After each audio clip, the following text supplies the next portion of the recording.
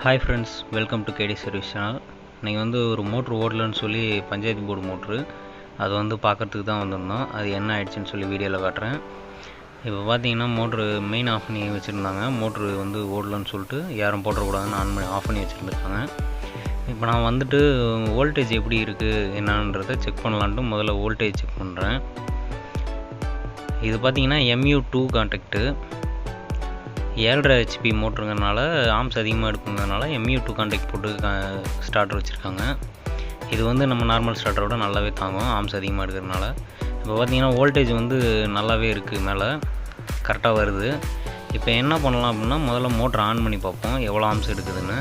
On பண்ணி பார்த்துட்டு next வந்து என்ன பண்ணலான்றதை பார்க்கலாம்.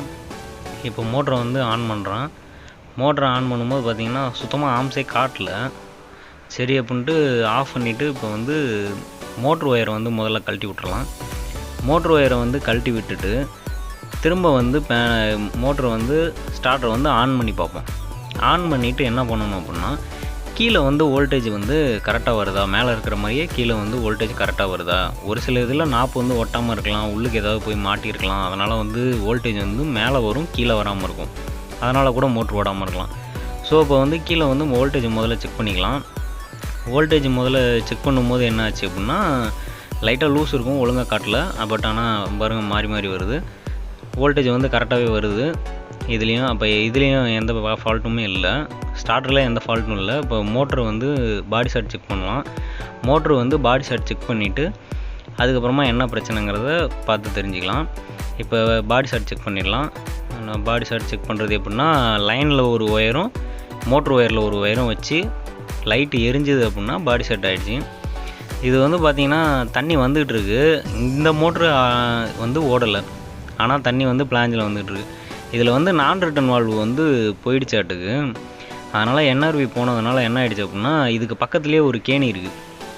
அந்த கேணியும் கவர்மெண்ட் கேணி தான். அதுலேருந்து வந்து தண்ணி போய்கிட்டு இருக்குது இப்போ ஊருக்கு டேங்குக்கு. அந்த மோட்ரு ஆனில் இருக்கவும் தண்ணி வந்து இந்த பக்கம் NRV போகவும் இந்த பக்கமாக இறங்க ஆரம்பிச்சிச்சு. அதனால தான் கேணியில் வந்து இவ்வளோ தண்ணி இருக்குது. பார்த்திங்கன்னா இதுதான் பக்கத்து கேணி. இதிலேருந்து தான் தண்ணி போய்கிட்டு இருக்குது. இப்போ தண்ணி பாருங்கள் ஃபுல்லாக செம்ம ஃபோர்ஸாக வந்துக்கிட்டு இருக்குது. என்ன பண்ணுறதுன்னு தெரியல. ஆளுக்கு ஃபோன் அடித்தோம், ஃபோன் நாட் ரீச்சபிள் இருக்குது. ஆள் ஃபோன் எடுக்கலை. தண்ணி போட்டு விட்றவங்க ஆள் ஃபோன் எடுக்கலை. என்ன பண்ணுறதுன்னு தெரியல. சரி வந்துவிட்டோம், வேறு வழியில் இழுத்து தான் ஆகும்னு சொல்லிட்டு தான் இப்போ கழட்டிகிட்டு இருக்கோம், என்னன்னாலும் ஆகட்டும்னு. ஆனால் பார்த்தீங்கன்னா இதில் என்ன ஒரு வேடிக்கைன்னா ஃபுல்லாக அந்த பையன் பாருங்கள் ஃபுல்லாகவே நனைஞ்சிட்டாப்புல. நனைஞ்ச உடனே மோட்டர் ஆஃப் ஆகிடுச்சு. என்னடான்னு பார்த்தா செல்ஃபோன் ஸ்டார்டர் இருக்குது. அதனால் மோட்டர் வந்து ஆஃப் பண்ணிட்டாங்க. இப்போ நாங்கள் கழட்டிட்டு மோட்டர் வந்து மேலே தூக்கிட்டோம். இந்த மோட்ரு மாடல் வந்து V6. இது வந்து என்ன ஃபால்ட்னா பாதி மோட்ரு வந்து சேத்துலேயே உட்காந்துருந்தது. அதான் இதோட பிரச்சனை. இந்த ஓப்பன் வெல்லு, போர்வெல்லு, இந்த மோட்டர்லாம் வந்து சப் மோட்ருனாலே முடிஞ்ச அளவுக்கு மோட்ரு வந்து சேத்துல உட்காரக்கூடாது. இந்த சேத்துல உட்காந்தா என்ன ஆகும் அப்படின்னா மோட்ரு வந்து ரொம்ப சூடு ஏற ஆரம்பிக்கும், உள்ளே இருக்க தண்ணி குறைஞ்சி கம்பியெல்லாம் பிடிச்சிக்கும். அதனால் வந்து மோட்ரு முடிஞ்ச அளவுக்கு சேறு இல்லாத இடமா பார்த்து வைக்கணும். அப்படி இல்லை அப்படின்னா கொஞ்சம் தூக்கி கட்டிடுறது நல்லது.